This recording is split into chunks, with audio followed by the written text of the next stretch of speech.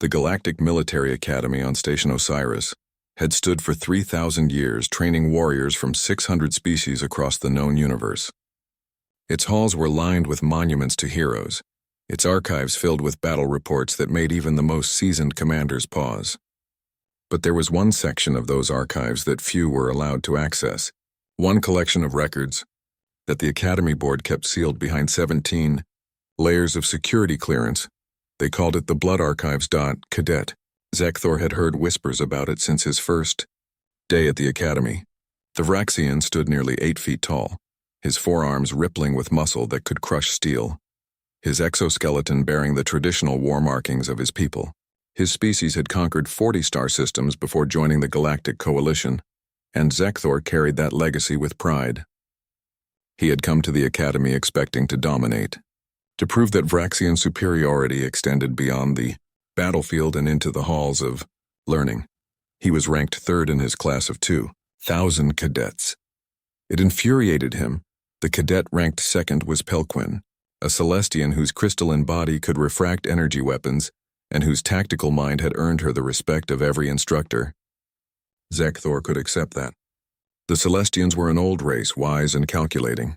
There was honor in being bested by such an opponent, but first place belonged to someone he had never seen. Her name appeared on every leaderboard, every simulation result, every combat trial outcome. Lieutenant Sarah Chen, Human Earth.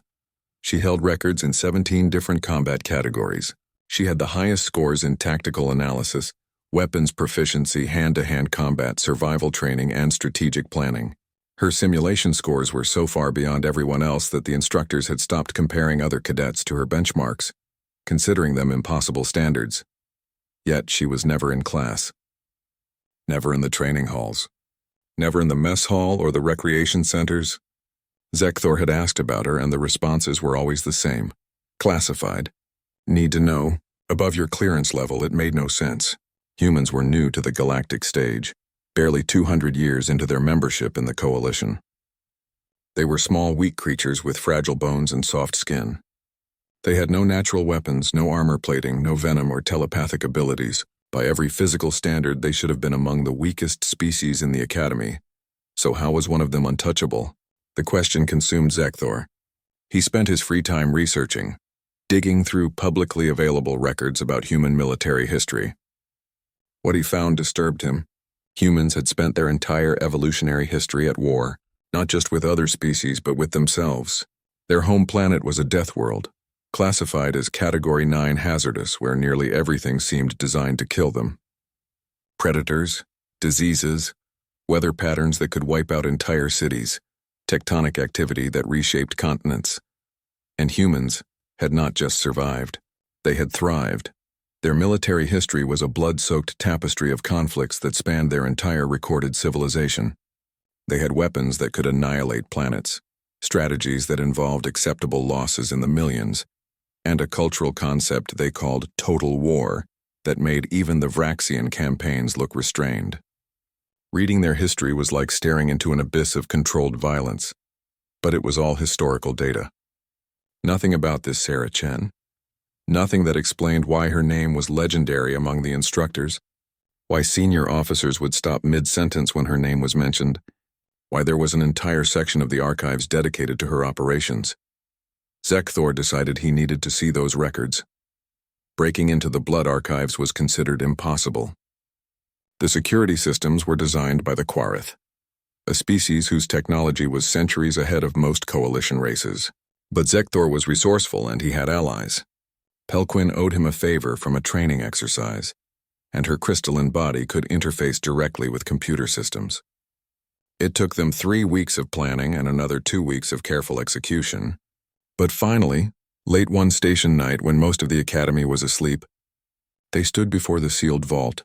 "This is insane," Pelquin whispered, her body flickering with nervous light. "If we are caught, we will be expelled. Possibly imprisoned. Then we will not be caught," Zekthor replied, his mandibles clicking with determination. "I need to know. I need to understand what makes this human so special." Pelquin interfaced with the security system, her consciousness flowing through the digital barriers like water through cracks. It took her 17 minutes, an eternity where every sound made Zekthor's combat instincts scream danger, but finally the vault door hissed open. The blood archives were smaller than he expected. Just a single room, dimly lit with data terminals lining the walls, but the air itself felt heavy here, weighted with the memory of violence. Zekthor approached the nearest terminal and began searching for the name that had haunted him. Sarah Chen. The results made his blood run cold. There were not just records. There were hundreds of them. Thousands.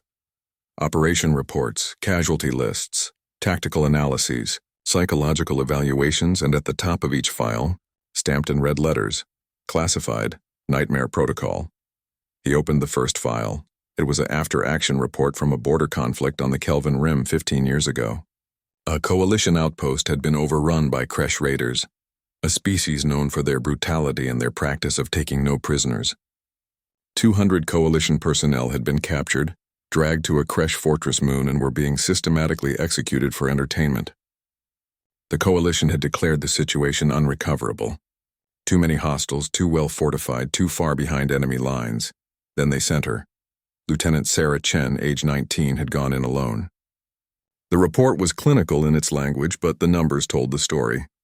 She infiltrated the fortress, eliminated 43 Kresh warriors in the first hour, freed the prisoners, and held the extraction point against 200 more Kresh reinforcements for 6 hours until the rescue ships arrived. Casualty report: 197 coalition personnel saved. 43 Kresh dead in the initial insertion. 218 more killed during the extraction defense. Human casualties 1 person. Against hundreds, Zekthor opened another file.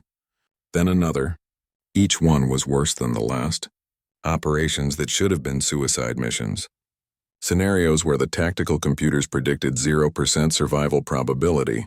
Battles against overwhelming odds where the only logical choice was retreat.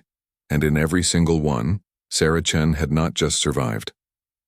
She had won. She had torn through enemy forces like a force of nature, had outmaneuvered opponents with centuries more combat experience, had turned impossible situations into devastating coalition victories. The reports used words like relentless, unstoppable, terrifying, efficiency, but it was the psychological evaluation that made Zekthor truly understand why this section was sealed. The report was written by a Valorian combat psychiatrist, a species renowned for their emotional insight. It described Sarah Chen as functionally stable but carrying a darkness that defies categorization. It noted that she displayed no joy in combat, no rage, no fear. Just a cold, calculating efficiency that treated violence as a mathematical problem to be solved. The psychiatrist had written one line that was highlighted in the file. She does not fight like someone trying to survive. She fights like someone who has already accepted death and decided to take as many enemies with her as possible. Zekthor's hands trembled as he scrolled through more files. Each operation was bloodier than the last. Each enemy force larger. Each tactical situation more hopeless. And through it all, one human woman had carved a path of destruction so thorough, so absolute, that the Academy had sealed her records away not to hide failure, but to hide what true human warfare looked like when all restraints were removed. By the ancestors. Pelquin breathed beside him, her crystalline form dim with horror. This cannot all be real. No single being could accomplish this, but the records were authenticated, verified by multiple sources, corroborated by hundreds of witnesses. This was not legend or exaggeration. This was documented fact, and then Zekthor found the video files. The first video was labeled Tarnak Station Incident, Full Surveillance Compilation. Zekthor hesitated before playing it. Something in his warrior's instinct warned him that what he was about to witness would change him, fundamentally. But his pride, his need to understand, pushed him forward. He activated the playback. Tarnak Station had been a mining facility on the edge of Coalition space, home to 3,000 workers from a dozen different species. According to the file timestamp, this incident occurred 8 years ago. The video began with normal station operations, workers moving through corridors, cargo being loaded, the mundane rhythm of industrial life in space. Then the alarm started. Korthian plague ships had jumped into the system without warning. The Korthians were a parasitic species that spread through biological infection, turning their victims into more of themselves.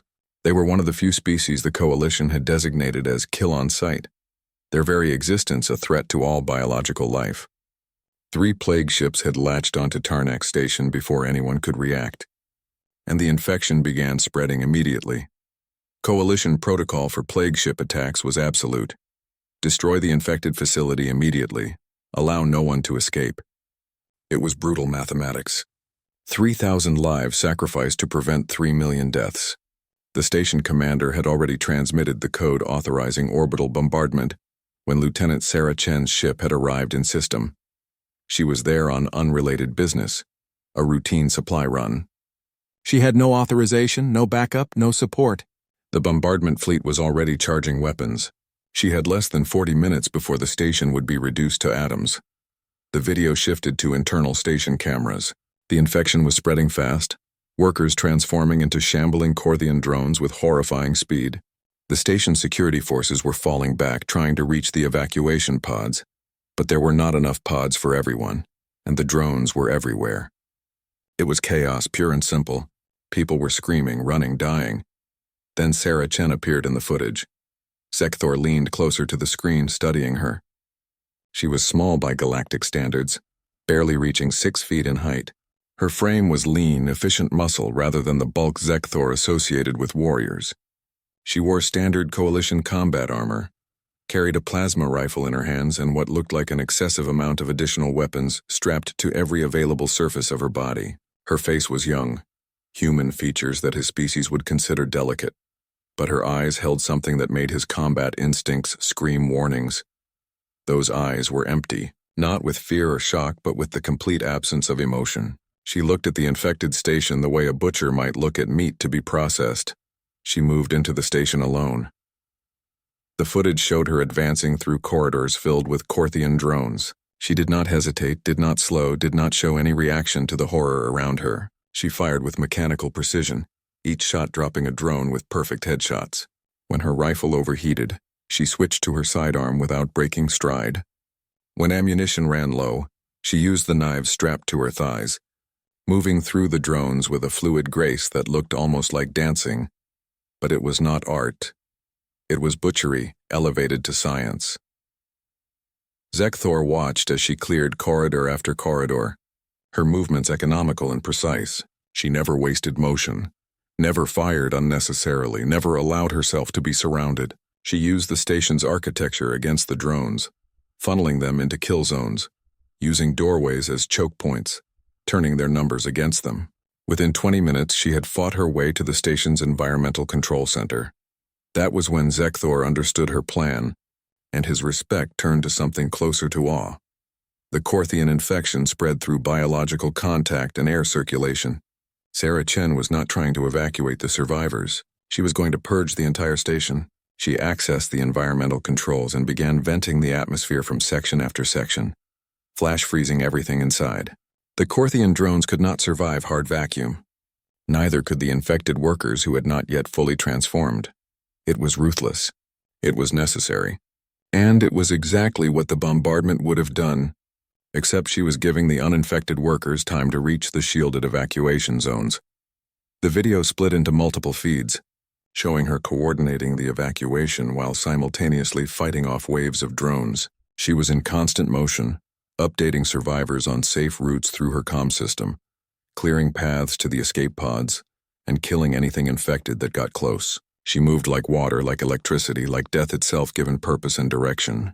Zekthor had seen countless warriors in his life, had fought alongside the greatest Vraxian champions, but he had never seen anything like this. She was not fighting to survive. She was not fighting for glory or honor. She was simply eliminating threats with the cold efficiency of a machine designed for one purpose. 32 minutes after she entered the station, the last evacuation pod launched. 2,400 survivors made it out. 600 had been lost to the infection. Sarah Chen had saved 80% of the station population that Coalition protocol had already written off as dead. The video showed her standing alone in the command center, the station silent around her except for the howl of venting atmosphere. The bombardment fleet was still on approach, their orders unchanged. She had maybe 3 minutes before the orbital strikes would begin. She should have been running to the last evacuation pod. should have been desperate to escape before the station was destroyed. Instead, she methodically checked each section of the station on the monitors, verifying that no Korthian drones remained active. Only when she was satisfied did she walk calmly to the hangar, where her small supply ship waited. She boarded with the same empty expression she had worn throughout the entire operation, launched, and cleared the blast radius with 40 seconds to spare. Tarnak Station exploded into fragments behind her. The Korthian threat was eliminated. The survivors were safe. Mission accomplished. The video ended. Zekthor sat in silence, his four hands clenched into fists. Beside him, Pelquin's crystalline body had gone completely dark, her equivalent of shock. They had just watched one human woman do what an entire fleet had been prepared to do through overwhelming firepower. They had watched her make impossible decisions without hesitation, sacrifice the few to save the many, and walk away as if it were simply another day's work. There are 73 more video files, Pelquin whispered. Zekthor looked at the list. 73 documented operations, and those were just the ones important enough to include in the blood archives. The text files suggested there were hundreds more operations that had not been deemed significant enough for video preservation. This one woman had spent 15 years conducting operations like Tarnak Station over and over again, each one a masterclass in controlled violence and tactical brilliance. He opened another video file at random. This one was labeled Siege of Outpost 17, Extended Combat Footage. Outpost 17 had been a forward observation post monitoring Kresh movements in disputed territory. 200 coalition personnel, mostly scientists and support staff with minimal combat training, had suddenly found themselves facing a Kresh warband 5,000 strong. The Kresh had wanted the outpost's sensor data and had been willing to take it by force. Coalition reinforcements were weeks away. The tactical computers gave the outpost's defenders zero chance of survival. Then Sarah Chen arrived with a squad of 12 human Marines, 13 humans against 5,000 Kresh. The video showed the defense over its 6-day duration. Zekthor watched as those 13 humans turned the outpost into a fortress of death. They knew every inch of the terrain, established overlapping fields of fire, created traps and ambush points, and fought with a coordination that seemed almost telepathic. But it was Sarah Chen who was truly terrifying to behold. She was everywhere the defense was weakest, appearing exactly where the Kresh were about to break through, killing with such brutal efficiency that even the Kresh, renowned for their fearlessness, began to hesitate when they saw her. She moved through the battlefield like she owned it, like the concept of death simply did not apply to her. Zekthor watched her empty her rifle into a charging Kresh line, switched to grenades, then to pistols, then to knives, then to her bare hands when everything else ran out, and through it all her expression never changed from that empty, focused calm. On the 6th day, when Kresh casualties exceeded 3,000 and coalition reinforcements finally arrived, the Kresh retreated. Of the 13 human defenders, 11 survived. The 200 coalition personnel they protected had lost only 34 people to stray fire and the initial assault. Sarah Chen had held the line through pure, unyielding violence, and the Kresh learned that some prey was more dangerous than any predator. Zekthor watched 3 more videos. Each one showed the same pattern.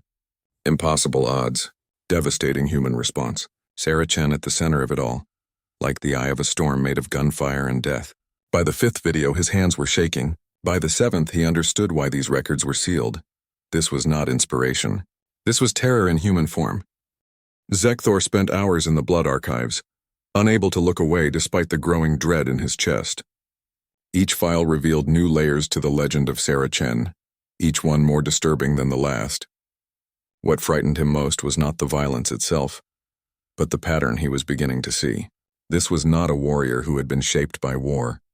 This was someone who had been broken by it and rebuilt into something that only looked human. He found her psychological evaluations scattered throughout the files. Mandatory reports filed after each major operation. The coalition took mental health seriously, especially for soldiers who saw regular combat. Every evaluation of Sarah Chen came back the same way. Functionally capable, tactically sound, no signs of mental breakdown. But the evaluators always added notes that read like warnings. One Quarith psychologist had written, "Lieutenant Chen displays perfect emotional control under combat conditions. But this control appears to be permanent rather than situational. She does not decompress after operations. She does not celebrate victories or mourn losses. She exists in a state of constant readiness that should not be psychologically sustainable, yet she has maintained it for over a decade. I cannot determine if this represents exceptional mental discipline or profound psychological damage. Possibly both. Another evaluation, this one from a human doctor, was more direct. Sarah doesn't sleep more than 3 hours a night.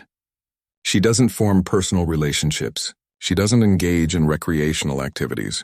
When she's not on operations, she's training or studying tactical scenarios. I asked her what she does for fun, and she looked at me like I'd asked her to explain color to a blind person. She's not depressed or suicidal. She's just empty of everything except purpose. I don't know if we saved her by recruiting her, or if we just gave her a productive outlet for whatever darkness lives inside her. Zekthor found her recruitment file buried deep in the archives. Sarah Chen had been 17 years old when Coalition scouts found her, already a veteran of Earth's various military conflicts despite her age. Her planet had still been in its early contact phase with galactic civilization, its governments fractured and prone to violence. Sarah had been a child soldier, recruited at age 12 into one of Earth's many military forces during what humans called the Resource Wars. The recruitment officer's notes painted a grim picture. They had found her in the ruins of a city, the sole survivor of her unit after a 3-week siege. She had been wounded, starving, and surrounded by evidence of the violence she had committed to survive. The recruitment officer, a veteran Valorian warrior with 40 years of combat experience, had written, "I have seen war in all its forms across 100 worlds. I have witnessed atrocities that haunt me still. But I have never seen a child with eyes like hers." She looked at me with the weight of someone who had seen and done things that would break adults twice her age. When I offered her a way off Earth, she didn't ask about safety or comfort or peace. She asked if the Coalition had enemies that needed killing. That was all she wanted to know. The Coalition had rules about recruiting child soldiers. They were supposed to be given therapy, education, a chance to heal from their trauma before any military training. But Sarah Chen's case had been unusual. Earth was not yet a full Coalition member, its legal status complicated, and Sarah had fallen through administrative cracks. By the time anyone noticed, she had already excelled through basic training and was being fast-tracked into special operations. One instructor's report from her academy days stood out. "Cadet Chen is the most naturally gifted combat trainee I have encountered in 30 years of teaching. She absorbs tactical instruction like a sponge and applies it with frightening creativity. Her marksmanship scores are perfect across all weapon systems. Her hand-to-hand combat instructors have stopped sparring with her after she sent 3 of them to medical. But what concerns me most is her complete lack of hesitation. Most cadets, even the best ones, have a moment of doubt before pulling the trigger on a living target in simulations. Chen has never hesitated once. She sees the target, assesses the threat, and eliminates it with the same emotion one might use to delete a file from a computer. I cannot decide if she is the perfect soldier or if we are making a terrible mistake." That report was 15 years old. The terrible mistake, if it was one, had been made long ago. Sarah Chen had been shaped into a weapon, and the Coalition had simply pointed her at their enemies and let her work. Zekthor found after-action reports from her commanding officers over the years. The pattern was consistent. Send Sarah Chen into impossible situations, watch her succeed. Try not to think too hard about what it cost her. One commander had written, "Lieutenant Chen completed her assigned objective with her usual efficiency. 17 enemy combatants eliminated, intelligence data recovered, no Coalition casualties. I should be celebrating. Instead, I can't stop thinking about the look on her face when she returned. She wasn't proud or relieved or even tired. She just looked at me and asked what the next assignment was. I don't think she knows how to exist outside of combat anymore. We created something extraordinary, but I'm not sure she's still entirely human in any way that matters." That was the question that haunted Zekthor as he read file after file. What was Sarah Chen? The records showed someone who had saved thousands of lives, who had turned the tide of battles that should have been lost, who had become a legend whispered about in Coalition military circles. But they also showed someone who had been consumed by violence so completely that nothing else remained. She was not a hero in the traditional sense. She was a tool, honed to perfection for one purpose. And that purpose was killing the Coalition's enemies as efficiently as possible. He found a file marked Incident Report, Unauthorized Action, Classified. The date was 3 years ago. According to the report, Sarah Chen had been on leave, a mandatory rest period that her superiors forced on her periodically because she would never take time off voluntarily. She had been visiting a civilian station, supposedly to decompress and remember what normal life looked like. A terrorist cell had chosen that moment to attack the station, part of some anti-coalition extremist group's campaign of violence. They had taken 2,000 hostages in the station's central hub, demanding political concessions and the release of their imprisoned comrades. Station security had been overwhelmed. Coalition response teams were hours away. The terrorists had made it clear that they would start executing hostages if their demands were not met. Sarah Chen had been shopping in one of the station's markets when the attack began. She had been unarmed, dressed in civilian clothes, theoretically off-duty and not responsible for the situation. The report indicated that she had 16 minutes of pure free time to simply walk away, to avoid the situation entirely, to let the proper authorities handle it. Instead, she had walked directly into the central hub. The security footage showed her approach the terrorist checkpoint with her hands visible, looking like just another frightened civilian. The terrorists had barely glanced at her before waving her through into the hostage area. She had disappeared into the crowd of terrified civilians, just one more person in a sea of victims. 17 minutes later, the station's emergency response teams breached the central hub. Ready for a hostage rescue operation, they found all 15 terrorists dead, killed with their own weapons. 2,000 hostages were shaken but unharmed, and Sarah Chen was sitting quietly in the middle of the hub, blood on her civilian clothes, surrounded by the weapons she had stripped from the dead terrorists. Her official statement to the investigators was 3 sentences long. The terrorists represented an immediate threat to civilian lives. I neutralized the threat using available resources. I await your assessment of whether my actions were appropriate. The investigation had cleared her of any wrongdoing, obviously. She had saved 2,000 lives, but the commander who filed the report had added a personal note. Chen didn't save those hostages because it was the right thing to do, or because she felt heroic. She did it because there were enemies in front of her and her training took over. I don't think she can turn it off anymore. I don't think there's an off switch left in her. We created a weapon that's always loaded, always ready, always looking for the next threat. I recommended continued service because she's too valuable to lose. But I also recommended we never let her anywhere near civilian populations during her leave periods. Not because she's a danger to innocents, but because I think she'll find enemies everywhere she looks, whether they're really there or not. That report had been sealed and buried in the blood archives alongside everything else about her. Sarah Chen was too useful to bench, too dangerous to ignore, and too damaged to truly save. So the coalition did what militaries had always done with their most effective weapons. They kept using her and tried not to think about the moral implications. Zekthor sat back from the terminal, his mind reeling. He had come here seeking to understand what made Sarah Chen special, what made her untouchable. Now he understood. She was untouchable because looking too closely at what she represented was deeply uncomfortable for everyone involved. She was the answer to a question that no one wanted to ask. What happens when you take someone young, break them completely, and rebuild them into a perfect instrument of violence?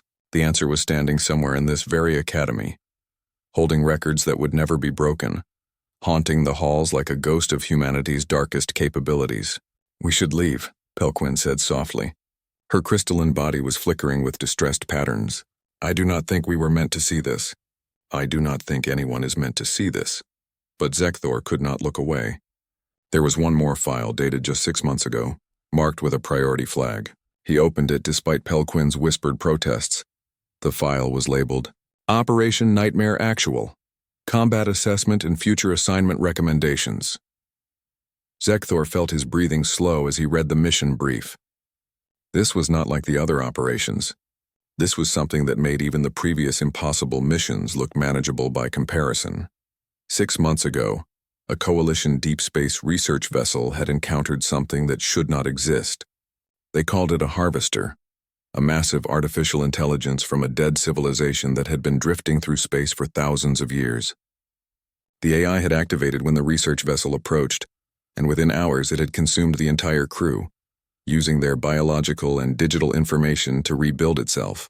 Then it had set course for Coalition space, its damaged systems repaired and upgraded with stolen technology. The Coalition High Command had thrown everything at it. Battle fleets, experimental weapons, elite strike teams. Nothing worked. The Harvester adapted to every attack, learning from each encounter and becoming more dangerous. It had consumed 3 more ships, assimilating thousands of people into its systems, growing stronger with each victory. Worse, analysis suggested it was heading for a populated system with billions of inhabitants. If it reached the inner colonies, the casualties would be incalculable. Coalition tacticians ran 10,000 simulations trying to find a solution. Every scenario ended the same way: total mission failure. The Harvester could not be stopped by conventional means. It was too large to destroy completely, too intelligent to be trapped, too adaptable to be defeated by any strategy they had attempted. The computers predicted that the Coalition would need to evacuate 17 star systems and establish a quarantine zone that would take decades to maintain, all while the Harvester grew stronger and eventually found a way through. That was when someone suggested sending Sarah Chen. The operation brief read like a suicide note. She would infiltrate the Harvester's structure alone, fight through its internal defenses, reach its central processing core, and manually overload the power systems from the inside. The tactical computers gave her a 0.3% chance of success. Most of that small percentage assumed she would die in the attempt, but might damage the Harvester enough to slow it down. No simulation suggested she would survive. She had volunteered immediately. The mission briefing video was included in the file. Zekthor played it, watching as a room full of Coalition officers explained the mission to Sarah Chen. She sat perfectly still through the entire briefing, her face showing nothing as they described the impossible odds, the guaranteed death, the slim hope that her sacrifice might buy time for evacuation efforts. When they finished, there was a long silence. Finally, one of the officers asked, "Do you understand what we're asking of you, Lieutenant?" Sarah Chen looked directly at the camera, and Zekthor felt his blood run cold at the emptiness in her eyes. "You're asking me to kill a target that conventional forces cannot engage. That's what I do. That's all I do." "You won't come back from this," another officer said quietly. "I stopped expecting to come back a long time ago," Sarah replied. "Every mission is borrowed time. If this is where it ends, at least it ends doing something that matters." They gave her 48 hours to prepare. The file contained her mission preparation checklist, and it was perhaps the most disturbing document Zekthor had read yet. She did not spend time saying goodbye to anyone, because she had no one to say goodbye to. She did not write final letters or record messages for loved ones because she had none. She spent her entire preparation time studying the Harvester's structure, memorizing layouts, calculating optimal attack routes, and requisitioning weapons. The amount of weapons she requested was staggering.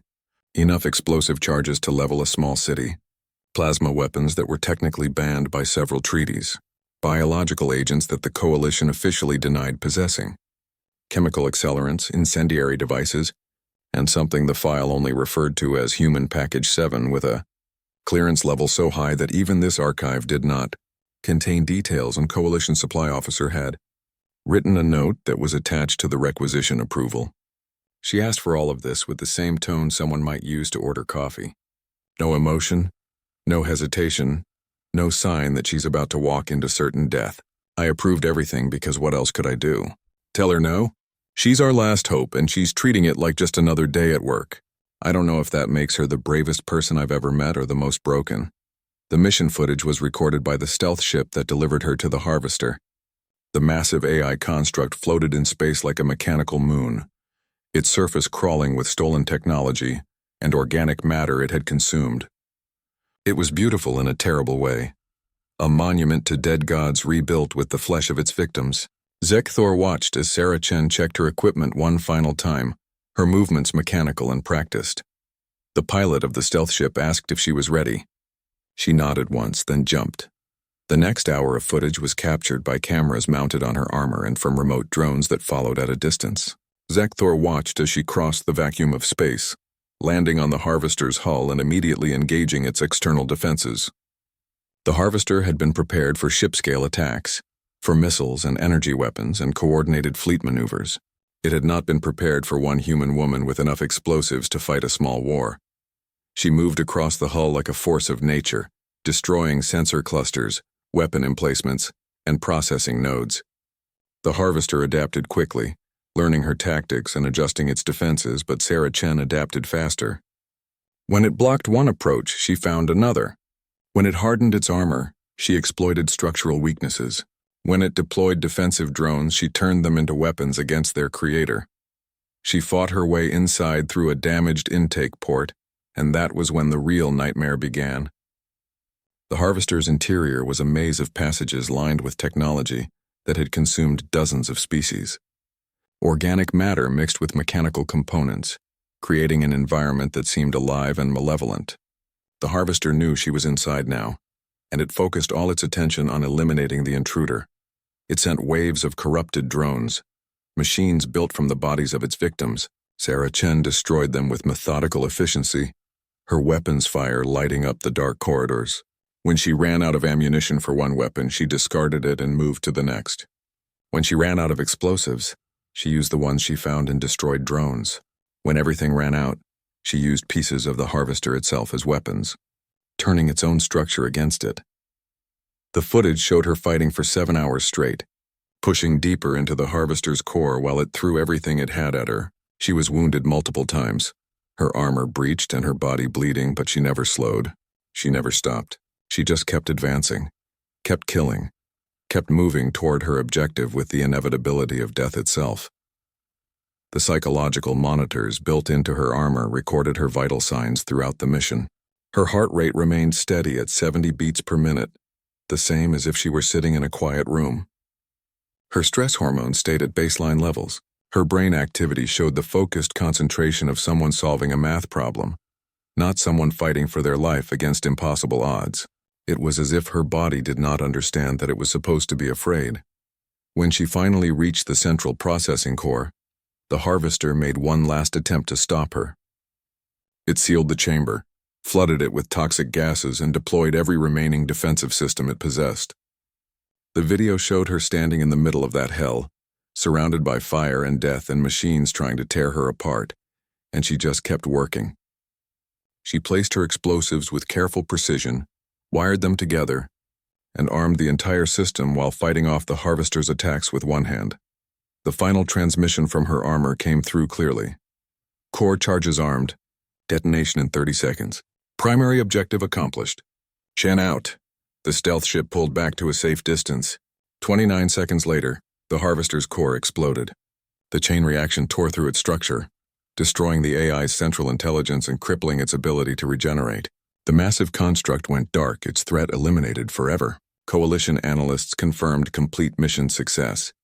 They waited 3 days for Sarah Chen to emerge, hoping against hope that she had found a way to survive. The stealth ship scanned the wreckage continuously, looking for any sign of her. They found her armor's beacon on the 4th day, still transmitting from deep inside the destroyed Harvester.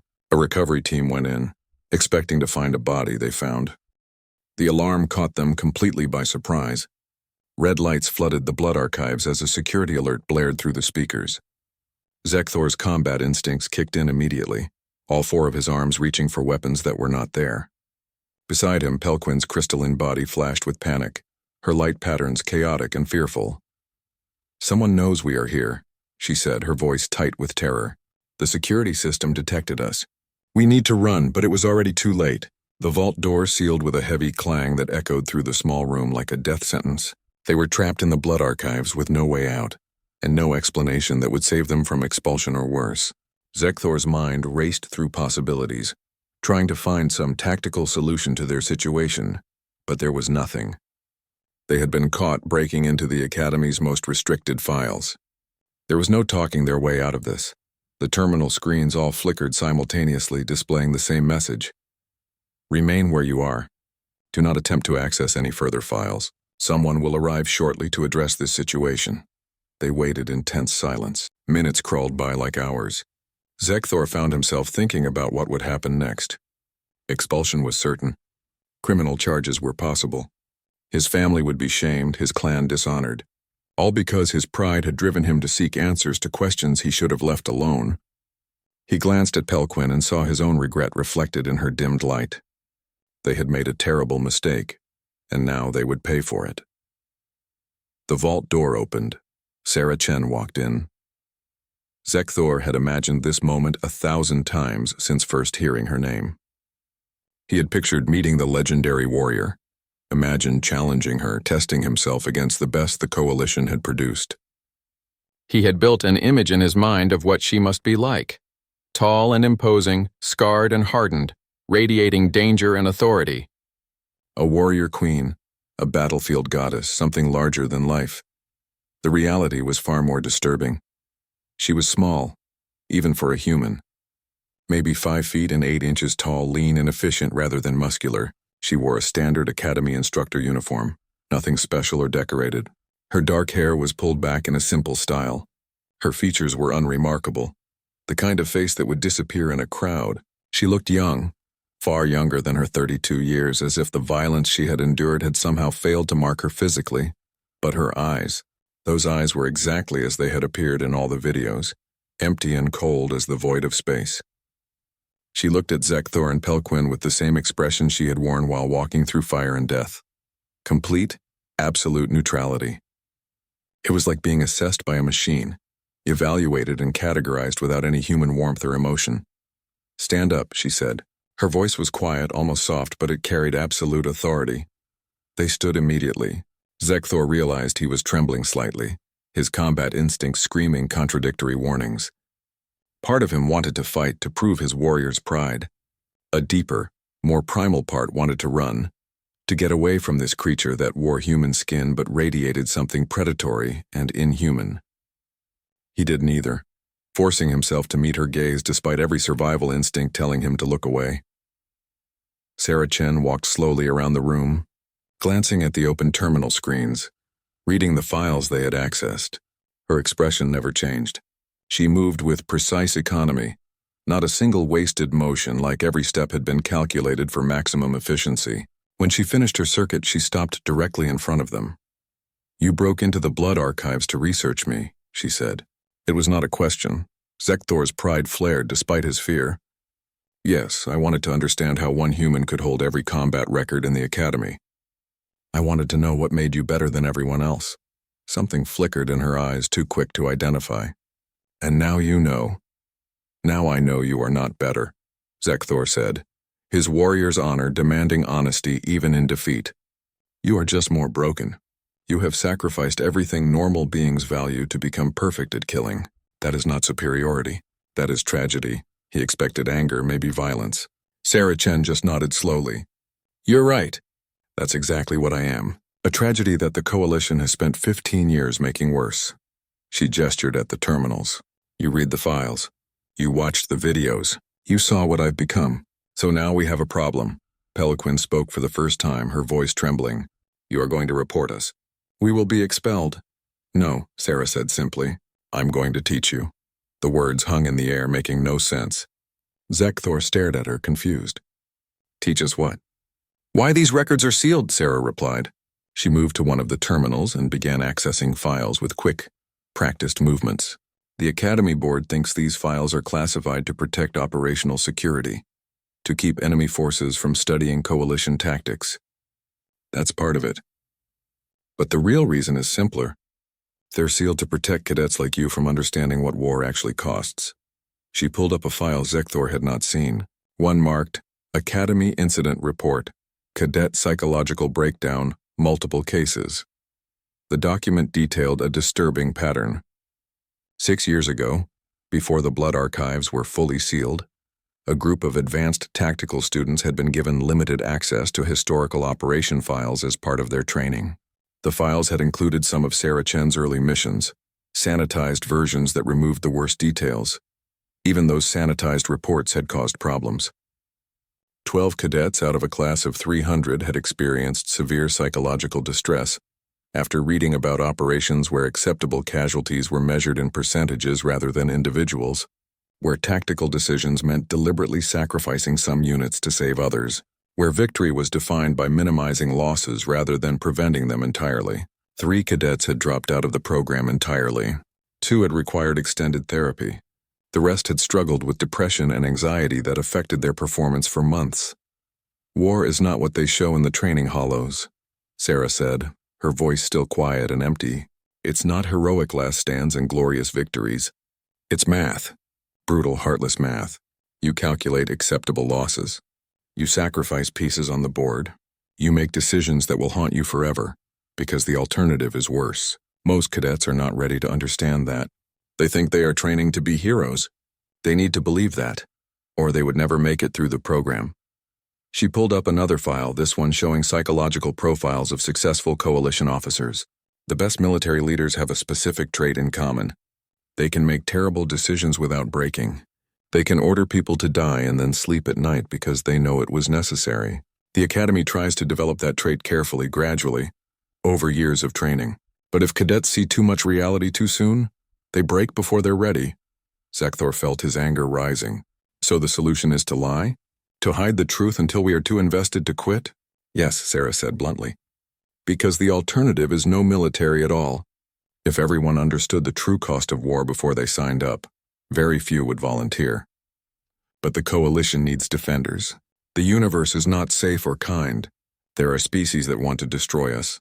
Threats that must be stopped, and someone has to do the stopping. So the Academy shows you the glory and hides the horror until you're strong enough to handle both. She closed the files and turned back to face them. I am what happens when someone is exposed to the horror before they're ready. I was 12 years old when I first killed another person. 12. I was 15 when I watched my entire unit die and realized that survival meant becoming something that could kill without hesitation. By 17, when the coalition found me, I was already broken. They just pointed me at their enemies and let me do what I had learned to do. Her voice remained empty through this confession, stating facts without emotion or self-pity. The Academy keeps my record sealed because I represent the worst possible outcome of military training. I am effective, yes. I complete missions that no one else can. But I have no life outside of combat. No relationships, no hobbies, no dreams beyond the next operation. I am a weapon that happens to be biological. That is not what the coalition wants to create.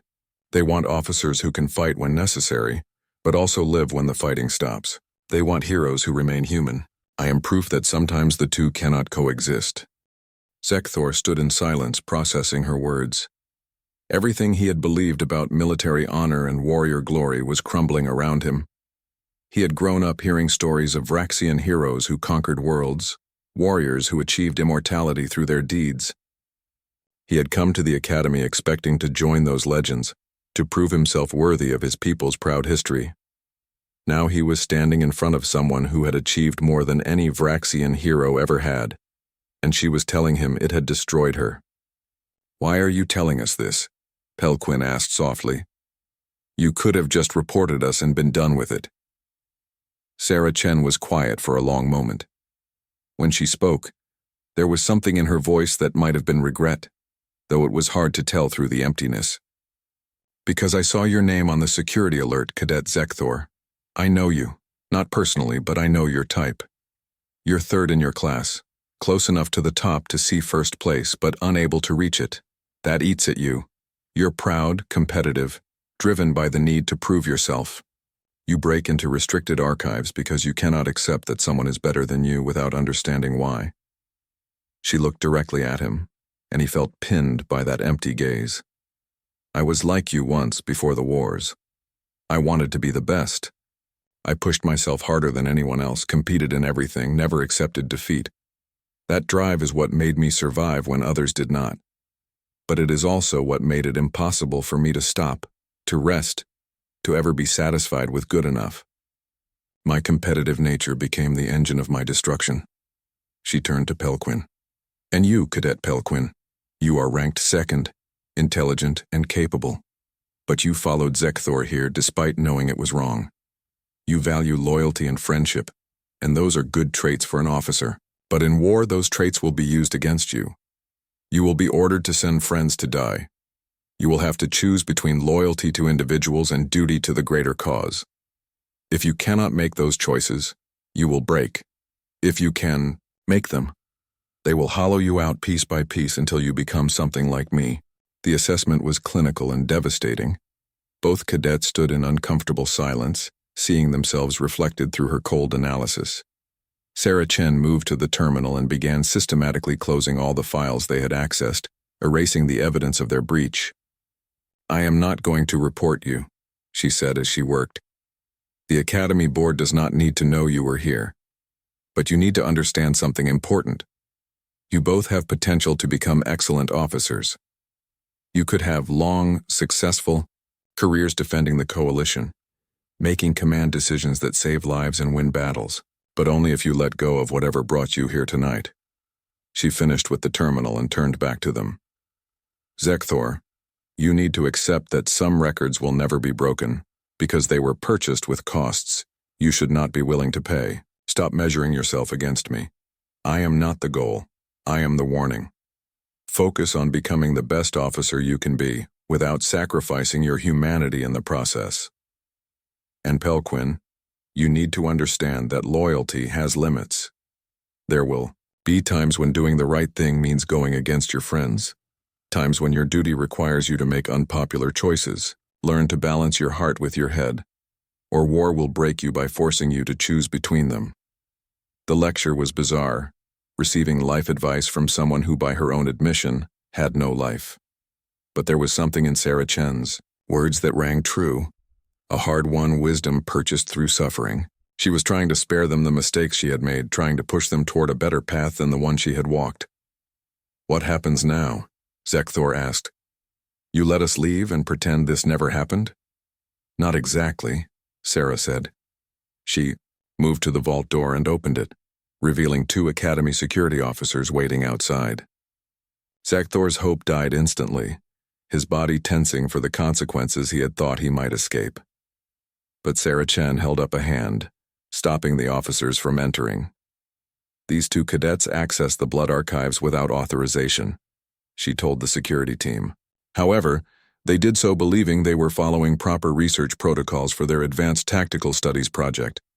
The security system flagged their entry as a breach due to a clerical error in their access permissions.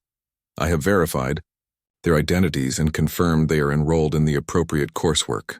The error has been corrected in the system. No disciplinary action is required." The security officers looked confused but nodded. They were not going to question Sarah Chen. Her authority in the Academy went beyond normal instructor privileges. She could probably have told them the moon was made of cheese and they would have filed it as official fact. They logged the incident as resolved and departed, leaving the 3 of them alone again. "You lied for us," Pelquin said, wonder in her voice. "I created a plausible explanation that serves everyone's interests," Sarah corrected. "The Academy does not need the scandal of cadets breaking into classified archives. You do not need your careers destroyed for youthful mistakes. And I do not need to explain why I allowed this breach to continue for as long as I did before intervening." Zekthor's warrior pride stirred. "You knew we were here the entire time? You were watching us?" "I was notified the moment you entered the archives," Sarah said. "Security protocols send alerts directly to my terminal for any access to my files. I watched you read through my history, saw you discover who and what I am. I could have stopped you immediately, but I wanted to see how you would react to the truth, whether you would understand the lessons hidden in all that blood." She started walking toward the exit, gesturing for them to follow. They did, neither cadet willing to question or resist anymore. Sarah Chen led them through empty corridors, the Academy quiet in the late station night. She moved like a ghost through the halls, her footsteps silent, her presence barely registering even though she was right in front of them. "I want you both to do something for me," she said as they walked. "Tomorrow you will return to your regular training. You will compete for top ranks, you will push yourselves to excel, you will pursue your dreams of becoming great officers. But every time you see my name on a leaderboard, every time you encounter a record I set, I want you to remember what you learned tonight. Remember that those numbers represent missions where I lost pieces of myself. Remember that being the best came at a cost I hope neither of you ever have to pay." They reached a junction where the corridor split. Sarah Chen stopped and turned to face them one final time. "You are both talented cadets with bright futures. The Coalition needs officers like you, people who can fight when necessary but still remember why they are fighting. Do not waste your potential trying to become me. Become better. Become what I could have been if I had been given the chance to choose a different path." She turned to leave, then paused. When she spoke again, there was the faintest hint of something in her voice that might have been longing. The instructors tell me that cadets have social gatherings, friendships, romantic interests. They tell me this is normal and healthy, that it helps you maintain psychological balance during stressful training. I do not understand this. I never learned how. But I can see it in the way you two work together, the way you trust each other enough to commit crimes together. She looked back at them over her shoulder. Whatever that is, that thing that lets you care about someone more than the mission, do not ever let the military take it away from you. The coalition has enough weapons like me. It needs more humans like you. Then she walked away, disappearing into the shadows of the corridor like she had never been there at all. Zekthor and Pelquin stood frozen, watching her go. Both of them fundamentally changed by the encounter. They had broken into the blood archive seeking answers about a legend. They had found something far more disturbing: the truth about what legends cost. 3 months passed after that night in the blood archives. Life at the academy continued its relentless pace, training exercises and tactical simulations and endless competitions for rank and recognition. But something had changed for Zekthor and Pelquin. They still competed, still pushed themselves to excel, but the desperate hunger to reach first place had faded. They understood now what that position represented, and neither of them wanted it anymore. Zekthor stopped obsessing over the leaderboards. He was still third in his class, still one of the top cadets in the academy, but he no longer felt the burning shame of being second best. When he saw Sarah Chen's name at the top of every combat ranking, he felt something closer to pity than envy. She had everything he thought he wanted, and it had left her with nothing that actually mattered. He started spending more time with his fellow cadets, building the friendships and connections he had previously dismissed as distractions. He discovered that Pelquin had a sharp sense of humor when she was not stressed about rankings. He learned that the Torellian cadet he had dismissed as weak was actually a brilliant engineer who could jury-rig solutions to impossible problems. He found that the journey to becoming a good officer was not a solitary climb to the summit, but a group effort where everyone made each other stronger. Pelquin changed too. She had always been analytical and careful, but now she added wisdom to her intelligence. She began questioning orders and simulations, not out of insubordination but from genuine strategic curiosity. She learned to trust her instincts alongside her calculations. Her instructors noticed the change and approved, commenting that she was developing the kind of balanced judgment that made great commanders. Neither of them spoke about what they had learned in the blood archives. The secret sat between them like a shared wound, something that had hurt them but ultimately made them stronger. They never discussed Sarah Chen directly, but they both watched for her in the academy halls, catching occasional glimpses of the ghost who haunted the school's highest achievements. She was exactly as she had described herself, present but not living. They saw her in the training centers late at night, running combat drills alone when everyone else was sleeping. They spotted her in the tactical archives, studying historical battles with the same empty focus she brought to everything. Once Zekthor passed her in a corridor and offered a respectful nod. She had looked at him with those cold, dead eyes and nodded back, a minimal acknowledgement that seemed to cost her nothing and mean nothing. But gradually, impossibly small things began to change. It started with the combat simulations. Sarah Chen designed most of the advanced tactical scenarios, creating impossible situations that pushed cadets to their absolute limits. Her scenarios had always been brutally difficult but technically fair, mathematical problems disguised as battles. After their encounter, something shifted in her designs. The new simulations were still difficult, still challenged every skill the cadets possessed, but they included something that had not been there before: opportunities for creative solutions that saved lives. Where previous scenarios had forced cadets to choose between bad options and worse options, the new designs included hidden paths to victory that minimized casualties. They rewarded clever thinking and teamwork over raw tactical efficiency, the instructors noticed. One commented during a briefing that the latest scenarios seemed designed to teach cadets how to win, without becoming the kind of officer who stopped caring about the cost of victory. No one understood why Sarah Chen's teaching style had changed, but they approved of the results. Cadets were learning to balance efficiency with humanity, to see their simulated troops as people rather than resources. Zekthor suspected he knew the reason. Sarah Chen was trying to teach them what she had learned too late. That some victories were not worth the price. That effectiveness without humanity created weapons rather than leaders. She could not undo what had been done to her, but she could try to prevent the next generation from walking the same path. The changes went beyond simulations. Sarah Chen started appearing in the academy common areas occasionally, usually late at night when few cadets were around. She never spoke to anyone, never joined the social gatherings, but she was there observing, learning perhaps how normal people interacted when they were not preparing for war, watching what she had missed by becoming a weapon instead of a person. Zekthor saw her once in the observation lounge, standing alone by the massive windows that overlooked the stars. She was just standing there, staring out at the void with that empty expression. He almost walked away, uncomfortable with the profound loneliness that radiated from her solitary figure. But something made him approach instead. "It is beautiful, is it not?" he said quietly, standing beside her at the window. "The stars. We fight to protect all of this. Sometimes I forget that in the midst of training." Sarah Chen did not look at him. "I never see beauty anymore. Just tactical considerations. Which stars have habitable planets? Which systems have strategic value where enemies might hide? I stopped seeing the universe and started seeing only the battlefield." "That is very sad," Zekthor said. "Yes," she agreed. "It is." They stood in silence for a long moment. Then Zekthor did something that surprised himself. "My people have a tradition. When Vraxian warriors complete a difficult campaign, we gather and tell stories of those we lost. We remember them not as soldiers who died, but as people who lived. It helps us process grief and honor sacrifice. Perhaps you could try something similar. Remember the people you saved, not just the missions you completed." Sarah Chen finally looked at him, and for just a moment something flickered in those empty eyes. Pain, maybe, or the ghost of a feeling she had buried long ago. "I do not remember them as people.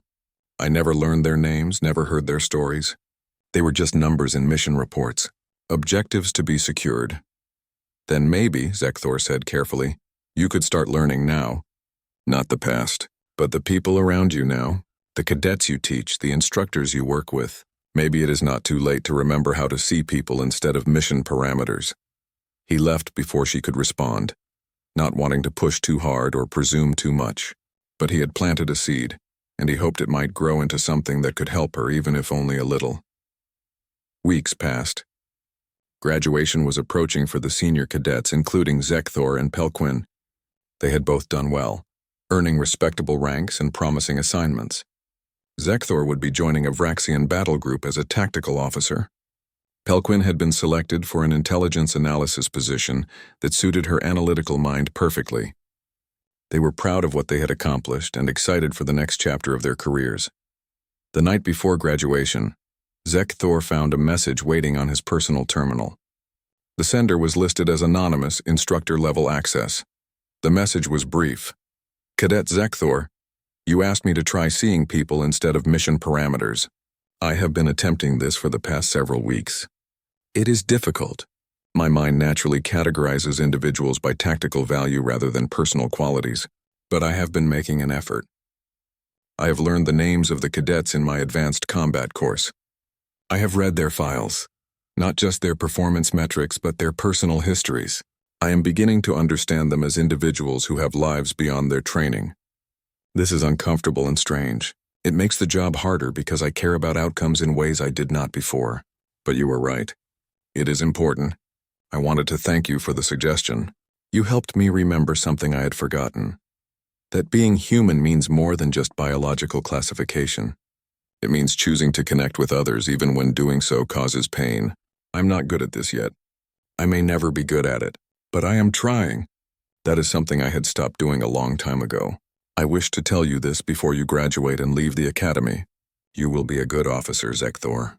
Not because you are the strongest or the fastest or the most skilled, but because you remember that the people you lead matter. Do not lose that quality no matter what the military asks of you. Protect it as fiercely as you would protect any strategic asset. It is more valuable than any weapon. Lieutenant Sarah Chen. Zekthor read the message 3 times, feeling something warm and proud growing in his chest. He had not fixed her. One conversation could not undo 15 years of trauma and military conditioning. But he had reminded her that she was still capable of change, still able to grow beyond the weapon she had been shaped into. That was something. That was important. The graduation ceremony was everything the academy promised, grand and moving and filled with speeches about honor and duty and service to the coalition. Zekthor stood with his class, thousands of cadets from hundreds of species all preparing to go out into the galaxy and defend civilization against the darkness.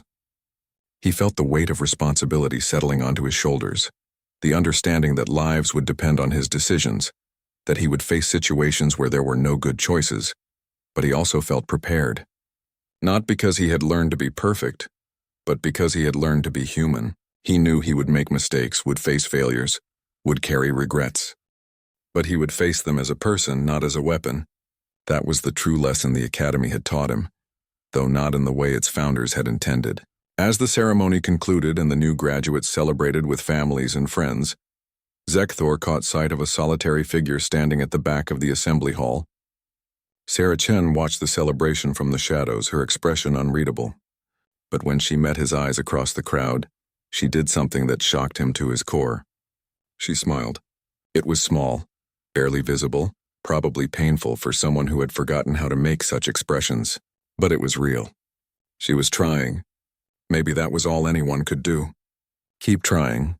Keep fighting to hold on to humanity in a universe that seemed designed to strip it away. Keep remembering that numbers and reports represented living, breathing people with hopes and dreams and futures worth protecting. Sarah Chen would probably never be fully human again. The damage was too deep, the habits too ingrained. But she was trying to be something more than just a weapon.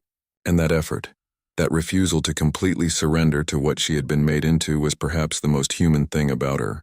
Zekthor raised his hand in a warrior's salute, a gesture of respect between equals. Sarah Chen returned it, acknowledging what they had both learned from their strange encounter. Then she turned and walked away, disappearing into the station's corridors to prepare for whatever impossible mission the coalition would send her on next. The Academy's records remained sealed, her legend still whispered about in hallways, her achievements still impossible standards that towered over every cadet who came after. But now at least a few people understood the truth behind those records, and they would carry that understanding forward into their own careers, becoming the kind of officers the coalition truly needed. Not weapons, not martyrs, just people who chose to fight for something worth protecting and who never forgot the cost of that choice.